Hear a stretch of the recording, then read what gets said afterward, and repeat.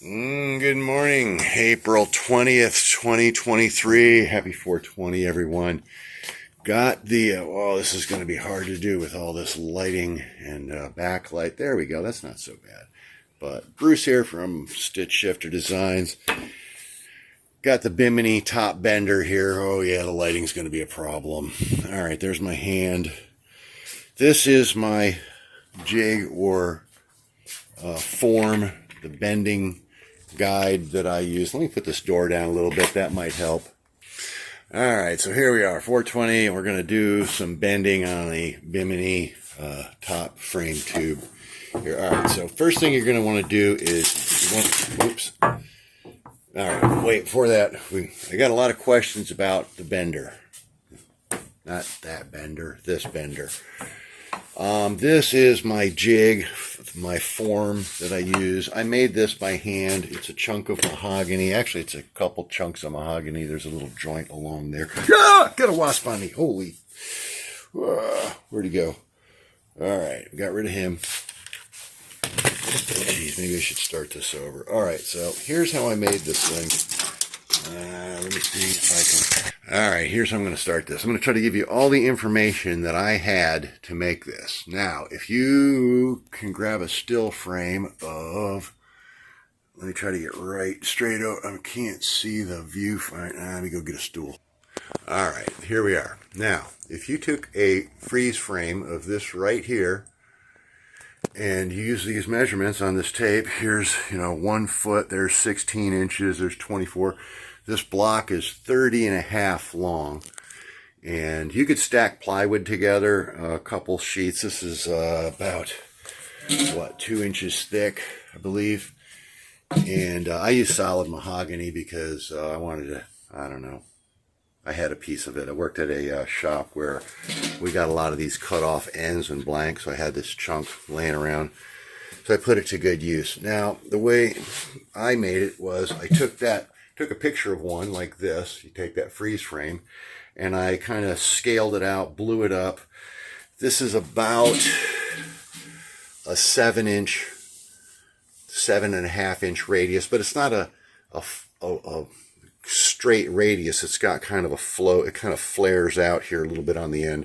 And then it's got this little kick there. So, and it's a matter of interpretation. If you can, there's actually a place you can buy this. I'll look for the link, see if it's about $600-700 probably. That's why I made my own.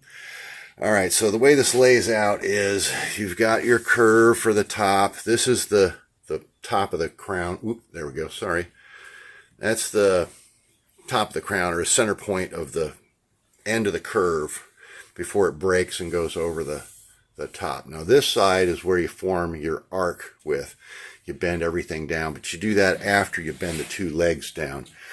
Now to figure the length of your leg, or the size of your leg, this line here is about where your leg will come out after you're done making your initial first bend. And then when you put your arc in the top, this leg will come down to almost 90 degrees or so. Now this little mark down here, which just coincidentally is about 90 degrees down from your leg line extends right down past here, all the way down here to where you're gonna, okay, that's what those marks are. That's where what I'm referring to. When you bend your leg down, you want to hit this mark, or maybe just a little bit past it, but not too far past it, because you don't want to start squashing your tube anywhere. And this little edge here, this little flare off on the end, helps keep from, if you had a perfectly square piece here, you could kind of get a little kink there when you get past that. So this flaring off of that's kind of important.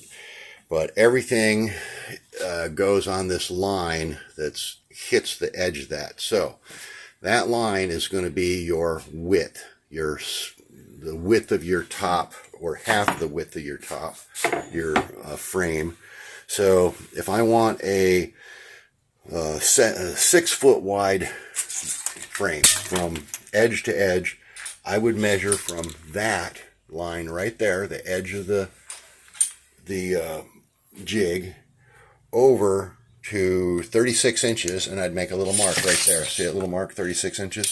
So if I take this center line, where is it on the tube? There it is. I think that's it. Yeah, center line. Okay, there. I put this center line over here at 36 inches. Whoops, there you go.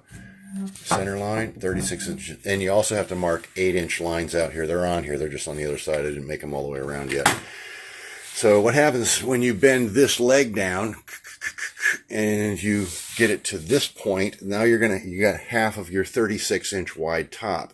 Then you flip that over, flip it all around, put your center back on that 36-inch line, and you come over here and you bend your other side, and it's going to be really toed out. Then you got to put your arc in the top by going to the 8-inch lines, coming back, put the 8-inch line there, bend it down, put the 8-inch line there, bend it down, you slide it all out, flip it over, do the same thing on the other side, and then you can flatten the arc out as you need to and start tuning the top. But that's the lines, that's the marks that I was referring to. It's pretty basic, straightforward. It's a square line right down past the edge of this. That's going to be the width of your frame, give or take. And it's going to be a little wide until you put your arc in there. Your arc brings it in a little more, and it brings your leg down from out here. As you see, when you first bend and you let go of it, it's going to spring back to about there. But then after you put your arc in the top, it's going to bring that down more square, and it's going to be perfect. Or, well, you can just keep tuning. So that's the bender. That's how it works. There's a piece of 1 inch or 1 1/4 inch by 1 1/2 inch. That has to be very, very firmly glued on there. I used some Gorilla Glue actually, because there's a lot of pressure exerted on this when you're bending a 1-inch tube. You can't even do 1 1/4. I guess you could, but it would take some muscle to do it. And this whole thing is anchored to the wall, screwed in really good, so you can't pull the table away from the wall. And without that, you'd be, pulling the table all over the place. So you got to have everything anchored down really good with your bender on the table there. So that's how the lines work. That's what the marks are. If I roll this around, you can see there's a mark every 8 inches off center out to about 4 feet or so.